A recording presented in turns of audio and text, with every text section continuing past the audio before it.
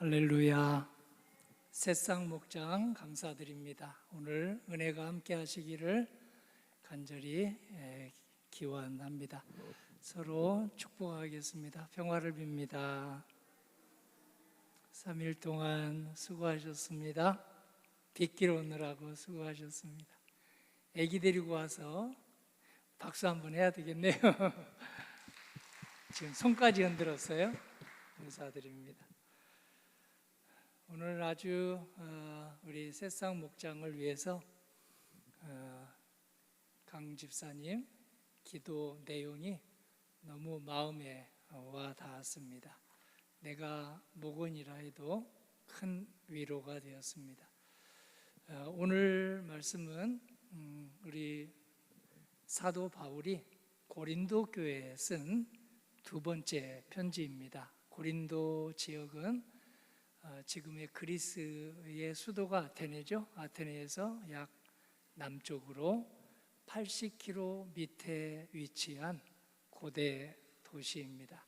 거기에서 우리 고린도 교회가 있었는데 이 교회 성도님들이 위로가 필요해서 사도 바울이 쓴 내용을 가지고 함께 은혜를 나누려고 합니다. 1장 3절에서 6절 가운데 위로라는 말이 7번이나 나옵니다. 그래서 오늘 제목을 고난을 견디게 하는 주님의 위로라는 그런 주제로 삼았습니다. 하나님께서는 우리를 통해서 다른 사람들을 위로하도록 교회를 세우셨습니다. 교회는 위로의 집입니다. 그런데 그냥 무작정 위로하라는 게 아니고요, 우리를 먼저 위로하시고, 위로의 하나님께서 우리를 위로하시고 그 받은 위로가 선순환을 일으키도록 저희들을 성전문 나설 때는 우리 마음속에 하나님의 그 위안과 위로로 가득 채워서 성전문을 나가게 해주십니다. 사도 바울은 복음을 전하다가 고난을 많이 당했습니다. 신체적으로도 고난을 당하고 심리적으로도 고난을 당하고, 그리고 같은 동족 바리새인들에게도, 율법을 중시하던 그런 유대인들에게도 어려움을 많이 당했습니다. 시기를 당하고 또 질투도 많이 당했고 대적도 많이 당했습니다.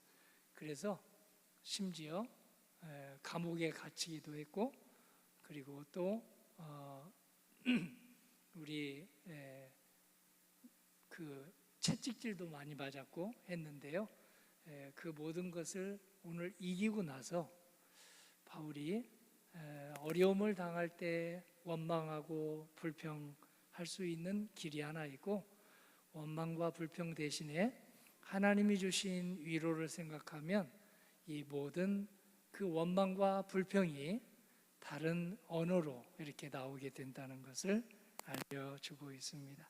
그래서 그가 고백한 내용이 있는데요, 히브리서 2장 18절에 이렇게 예수님을 고백합니다. 그가 시험을 받아 고난을 당하셨은즉 시험 받는 자들을 능히 도우실 수 있느니라. 엄마 아빠가 아들, 딸을 도울 수 있는 것은 아기였을 때 그 어려움을 자기의 엄마 아빠, 아기에게는 할아버지, 할머니죠. 할아버지, 할머니에게 위로를 받았기 때문입니다. 그를 통해서 아기를 그대로 위로하죠.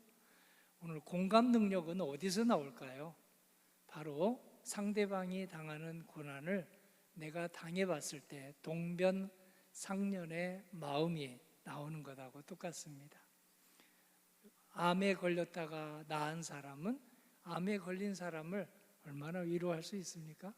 사업에 실패했다가 재기한 사람은 사업에 실패한 사람과 얼마나 공감을 하고 또 이렇게 위로의 말을 건네줄 수 있겠습니까? 그리고 또 사람에게서 대적을 당해서 아픔을 겪었던 사람은 사람에게 실망하고 돌아선 사람을 얼마나 위로할 수 있겠습니까?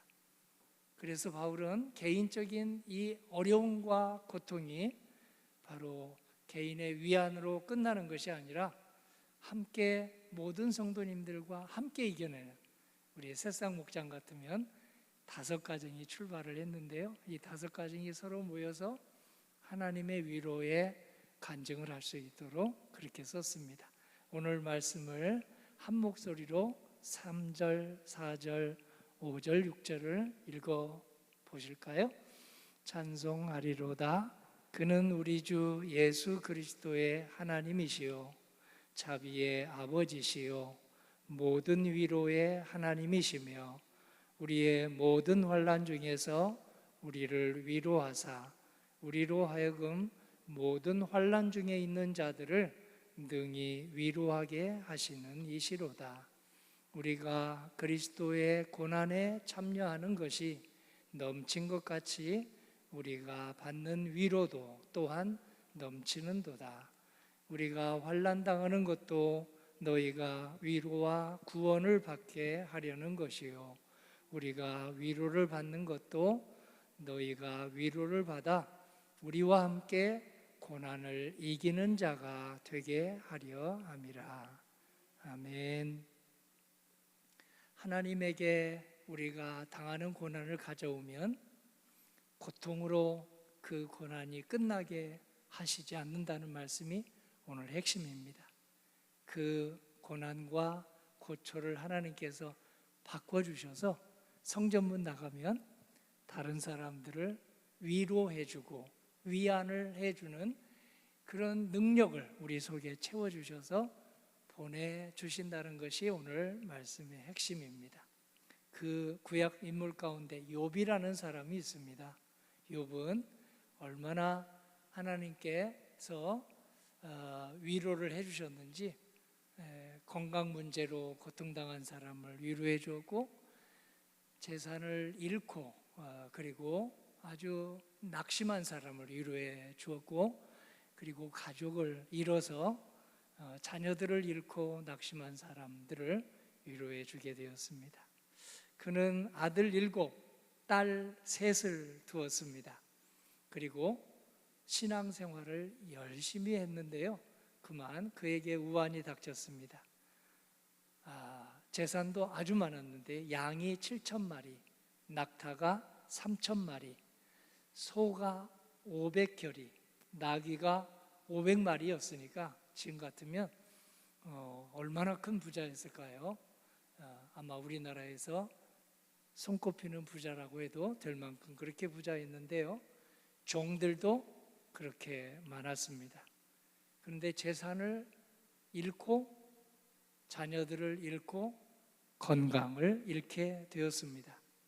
모든 것이 사탄의 모략 때문이었습니다. 사탄이 하나님께 졸랐습니다. 욥이 저렇게 재산도 많고 건강하고 자녀들도 많으니까 신앙생활을 잘하는 것이지, 건강 뺏어 보세요, 재산 뺏어 보세요, 그리고 자녀들 뺏어가 보세요, 하나님을 욕하고 돌아설 겁니다. 그러자 욥의 신앙을 잘 아는 하나님께서 오늘 그의 목숨만은 건드려서는 안 된다 하고 사탄의 그 대적을 허락해 주었습니다. 그래서 다 잃어버렸습니다. 그 많은 재산, 좋았던 건강, 그리고 아주 토끼 같은 10명의 자녀들을 다 잃었습니다. 머리를 찢고 통곡하며 어떻게 내가 이렇게 되었는지 몹시 힘들어했습니다. 그런데 그 옆에 같이 살던 배우자 아내는 도저히 이해할 수 없다며 오늘 하나님을 욕하고 죽으라고 하는 그런 저주를 남기고 집을 나가버렸습니다. 친구들이 찾아왔는데요, 친구들이 욥의 끔찍한 모습을 보고 아무 말도 하지 못했습니다.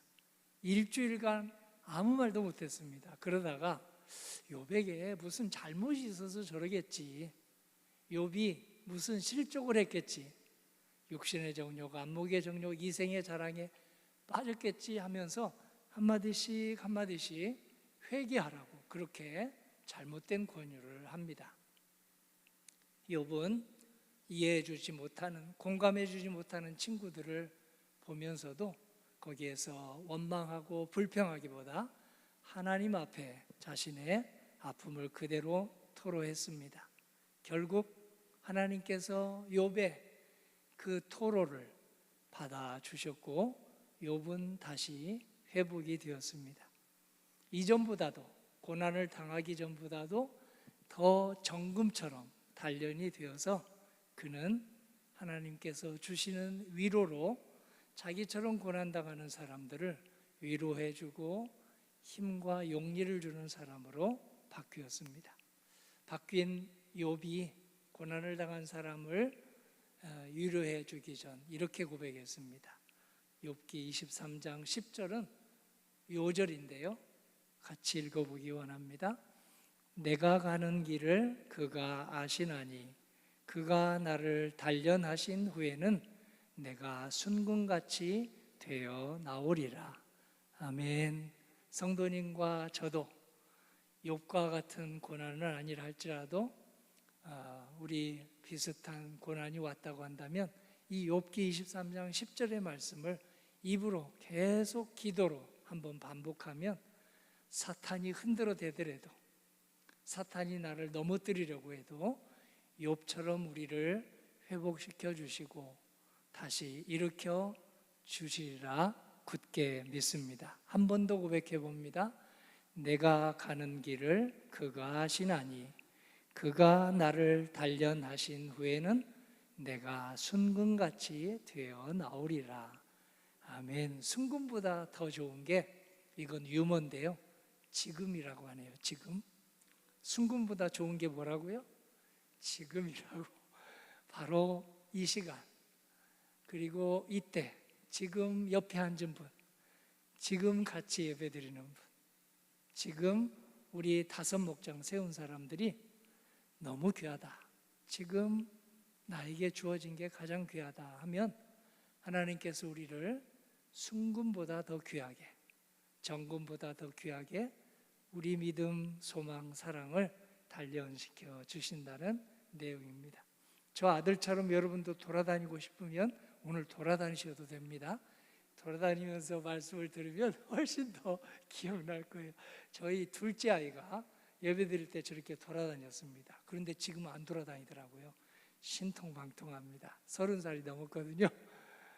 이제 저 위에 올라갔잖아요. 저희 둘째도 올라가고 내려오고 해서 아주 대단했는데 우리 내버려 두세요. 목사님이 지금 올라가는데 가서 놀려고 올라가겠죠. 이 욥보다는 못하지만 욥하고 비슷한 것 같아요. 우리나라 시인 중에 한 명이 이 욥하고 비슷한 고난을 당했습니다. 도종환 시인이라고 있는데요, 너무 가난했어요. 이 사람이에요. 너무너무 가난해서 친척집에서 얹혀 살았습니다. 친척집에서 얹혀 살면 얼마나 눈치 보며 삽니까? 아버지가 사업에 실패해가지고 도저히 같이 살 수가 없어서 가난과 그리고 싸우면서 살아야 했습니다. 책값이 없어서 늘 헌 책, 선배들에게 물려받은 것을 가지고 공부를 했습니다. 고학을 했습니다. 아르바이트 하면서 대학에 갔습니다. 그리고 어떻게 은혜로, 하나님을 믿는 사람인데요, 은혜로 결혼을 했어요. 그런데 자식을 낳고 자식이 크지 않았는데 32살에 아내가 위암 판정을 받고 투병 중에 그만 하늘나라로 먼저 가고 말았습니다. 혼자 키워야 됐습니다. 어렵게 이렇게 살게 되었는데요, 그 다음에 자신도 심한 질병으로 아주 고생을 했습니다. 자신도 많은 암에도 걸리고 또 신경증에도 걸리고 이러는 중에 시를 많이 쓰게 됐는데요, 아내를 잃었을 때는 접시꽃 당신이라는 시를 써서 우리 믿는 사람, 믿지 않는 분들 모두 할 것 없이 위로의 대표 신이 되었고, 내가 위로받은 시가 하나 있는데 그것은 바로 흔들리며 피는 꽃이라는 시입니다. 한번 띄워볼게요. 이런 시를 썼습니다. 흔들리지 않고 피는 꽃이 어디 있으랴. 이 세상 그 어떤 아름다운 꽃들도 다 흔들리며 피었나니 흔들리며 줄기를 곧게 세웠나니 흔들리지 않고 가는 사랑이 어디 있으랴. 오늘 이걸로 그는 가난의 그 아픔, 호라비로서 아기를 키워야 되던 아픔, 자신도 자율신경증에 걸렸던 그 아픔을 모두 듣고 일어서서 아주 여러 시를 써서 우리 독자들에게 위안을 남겨주었습니다. 또 한 사람이 있어요. 천상병 시인입니다. 이 사람은 60간 넘기고 죽었습니다. 너무 몸이 약해서, 체중이 너무 약해가지고요 40kg까지 밖에 되지 않았습니다. 얼마나 가난했는지 도종환 시인보다 더 가난했습니다. 그런데 그는 예수님을 믿었습니다.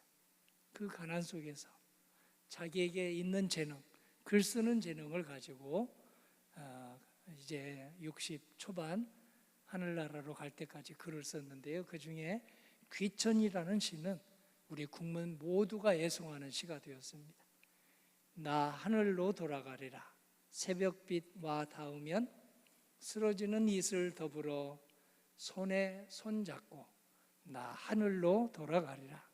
노을빛 함께 단둘이서 기슭에서 놀다가 구름 손짓하면 나 하늘로 돌아가리라. 아름다운 이 세상 소풍 끝내는 날 가서 아름다웠더라고 말하리라. 아니, 남자가 체중이 40kg밖에 안 나가면 원망할 만한데요. 이 모든 것을 원망보다는 하나님께서 나를 붙들어 주시니 체중이 30kg 되지 않은 것도 감사하다, 40kg라도 괜찮다 하면서 그 아픔을 글로 평생 썼습니다. 하나님은 우리의 고통을 외면하는 법이 없습니다. 고통을 꼭 바라보십니다. 그리고 역사하십니다. 그 고통을 내가 혼자 견딜 수 없다고 한다면 함께 짊어질 수 있는 천사 같은 사람을 보내주시고, 그리고 동역자 지체를 보내주시면서 부활신앙으로 이겨나가게 해주십니다. 구약시대부터 오늘 하나님은 위로의 하나님이다. 그래서 하나님을 잘 믿는 사람은 이 하나님의 위로로 건강 문제든 경제 문제든 가족 문제든 직장 문제든 모든 어려움을 오히려 변화시켜 주시는 하나님의 은혜로 살아간다. 평생 가난하다 할지라도, 평생 그 몸이 아주 강건하게 살아가지 못한다 할지라도, 그리고 평생 이름 없이 살아간다 할지라도 하나님은 우리 이름을 기억해 주시고 우리 약한 몸 붙들어 주시고, 그리고 우리로 하여금 그 고난이 하나님의 영광을 나타내는 그 위로의 통로가 되도록 해주신다는 말씀, 제가 구약성경 2절, 신약성경 2절, 이 4절로 우리 모두 위로의 통로 되기를 같이 찾아보겠습니다. 이사야 40장 1절입니다. 너희의 하나님이 이르시되 너희는 위로하라. 내 백성을 위로하라. 하나님이 이 말을 그냥 하실까요? 아닙니다. 우리를 위로하시기 때문에 그 받은 위로를 가지고 위로하여라. 아버지 되신 하나님, 어머니의 심정을 가지신 하나님, 그래서 우리의 눈물, 우리의 아픔, 우리의 대적당함을 그대로 두시지 않고 꼭 위로해 주셔서 다른 사람을 위로하며 살아가는 위로의 선순환의 역사를 우리에게 오늘 우리 심령 속에 넣어서 보내주십니다. 이사야 66장 13절은 이렇게 더 구체적으로 이야기합니다. 어머니가 자식을 위로함 같이, 어머니가 자식을 위로함 같이 내가 너희를 위로할 것인즉 너희가 예루살렘에서 위로를 받으리니. 외면하지 않으시는 하나님의 크신 은혜를 우리 예수님이 잘 보여줬습니다. 그래서 예수님은 늘 위로가 필요한 사람하고 함께 계셨습니다. 동행하셨습니다. 손을 잡아주었습니다. 그래서 예수님의 별명을 임마누엘이라고 합니다. 임마누엘이 하나님이 우리와 함께 계시다. 하나님이 우리와 함께 계시다. 특별히 부모님들을 보시면 될 겁니다. 부모님들이 자식이 잘 나갈 때는 내버려 둡니다. 그런데 아플 때는 꼭 살펴봅니다. 그리고 멈칫할 때에도 살펴봅니다. 하나님도 그렇습니다. 우리가 지금 활동을 잘할 때는 이렇게 하나님이 계시지 않는 듯 그렇게 느끼다가도 우리가 어려움에 처했을 때는 꼭 우리 이 신앙으로 다시 들어설 수 있도록 위로의 하나님의 눈뜨게 해주십니다.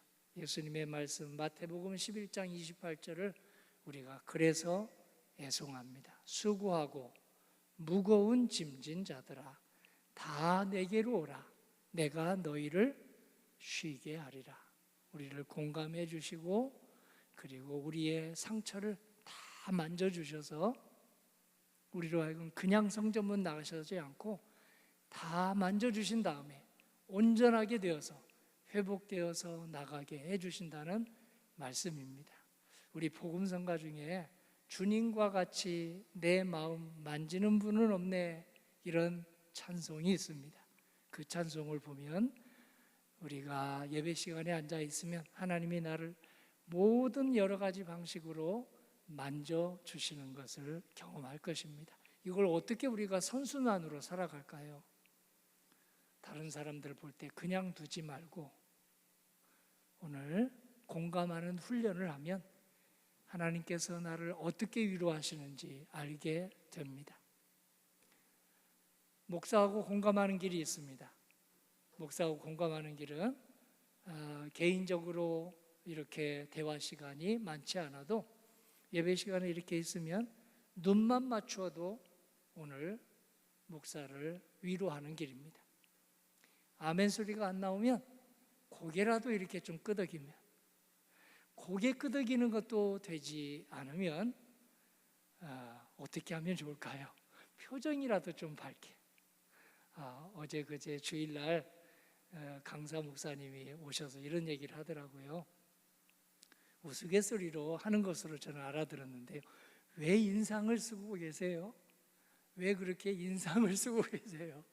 말씀을 듣는데 아멘을 안 하시면 웃는 얼굴이라도 하고 눈이라도 이렇게 서로 눈빛으로라도 교환하고 해야 될 텐데 왜 이렇게 인상을 쓰십니까? 해서 제가 끝나고 나서 강사님에게 개인적으로 이렇게 말씀드렸습니다. 우리 교회는 100년이 돼서 점잖은 교회라 점잖게 표현을 해서 제가 14년 전에 왔을 때 저도 목사님 같이 느꼈어요. 표정이 좀 이렇게 인사하는 표정, 눈빛이 인사하는 눈빛, 앉아있는 것도 맨 뒷자리는 이렇게 좀 비워놓으면 좋을 텐데 왜 저 뒷자리는 새 가족이 앉도록 하고 한 3석 정도 앞쪽으로 앉으면 우리 교회 처음 낯선 사람들이 왔을 때 얼마나 잘 앉겠습니까? 그래서 잘 되는 교회는 늘 뒷자리 한 3석 정도는 이렇게 비워놓는다. 그런 얘기는 우리 강사님들이 늘 하는 얘기거든요. 오늘 저쪽 정봉성 권사님과 조도성 권사님은 오늘 늦어서 거기 뒤에 앉으신 거죠? 예, 고개를 끄덕였습니다. 그게 바로 말씀을 증거하는 목회자를 위로하는 길입니다. 요한복음 14장 27절 말씀에 우리 주님은 찾아오기만 하면 평안을 주신다고 하십니다. 평안을 너희에게 끼치노니 곧 나의 평안을 너희에게 주노라. 내가 너희에게 주는 것은 세상이 주는 들쭉날쭉한 평안과 같지 아니하리니 너희는 마음에 근심하지도 말고 두려워하지도 말아라. 근심하지 말아라, 두려워하지 말아라가 성경에 365번 나옵니다. 신통방통합니다. 365일 내내 우리에게 닥쳐오는 근심을 우리 주님의 이름을 부르면 물리치게 해주시고 365일 크고 작은 두려움을 우리 주님 이름 부르면 물리치게 해주신다는 상징의 약속으로 성경에 두려워하지 말아라, 근심하지 말아라가 몇 번 나온다고요? 365번 써 있습니다. 하나님은 과연 위로의 아버지십니다. 하나님은 과연 위로의 의사이십니다.